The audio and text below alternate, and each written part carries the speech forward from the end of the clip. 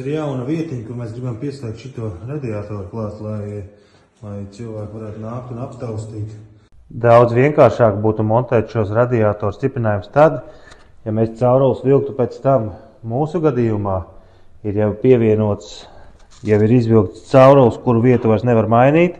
Līdz ar to mēs novietojam radiatoru uz paaugstinājumu, attiecīgi viņam paredzētajā augstumā, un sākam ar augšējo kronšteinu montāžu. Radiators mums ir precīzi novietots, tad vienam no stiprinājumiem veicam precīzas atzīmes uz sienas. Pēc tam jau pārējos atzīmēsim pēc šī stiprinājuma novietojuma. Radiators mums ir smags, siena mums ir no sarkanā ķieģeļa ar caurumiņiem, tādēļ mēs šoreiz izmantojam diezgan iespaidīgi izmēra dībeļus. Pats svarīgākais, lai dībeles turētos savā vietā, iztīram kārtīgu urbumu. Es parasti to daru ar caurulīti un burkasūcēju palīdzību. Pēc pirmā stiprinājuma montāžas, otro stiprinājumu jau atzīmējam horizontālo līmeni un ribu platumu. Tad jau atliek tikai piestiprināt pašu stiprinājumu. Augšējie radiatoru stiprinājumi ir montēti, uzkarinām radiatoru un apakšējie stiprinājumi montējam jau pēc fakta. 1, 2, 3, 4. 4 šādi stiprinājumi notur vertikālo radiatoru. Mūsu gadījumā pats radiators sver 50 kg, plus vēl kā 30 kg būs ūdens, tā kā stiprinājumi jāmontē kārtīgi.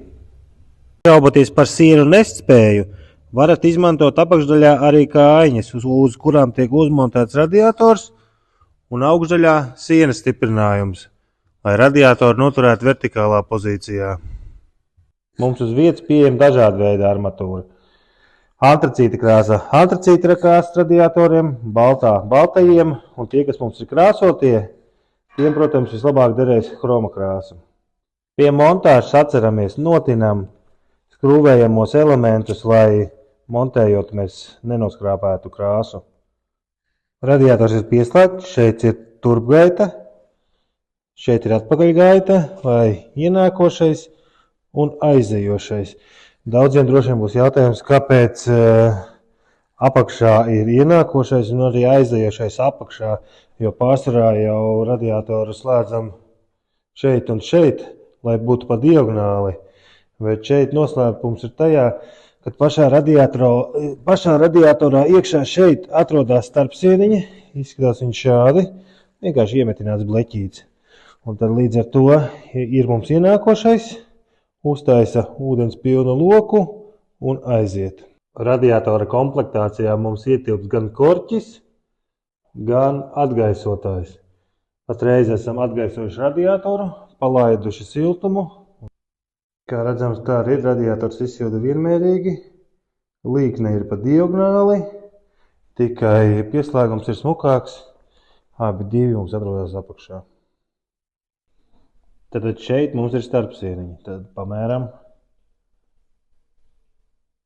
60, 61, aiz starpsienas 55, 56, 54, 54 un 54, tā arī jābūt vienā. Tad šeit mums ir ienākošais, atdurās pret starpsienu, un šeit jau tālāk aizejošais.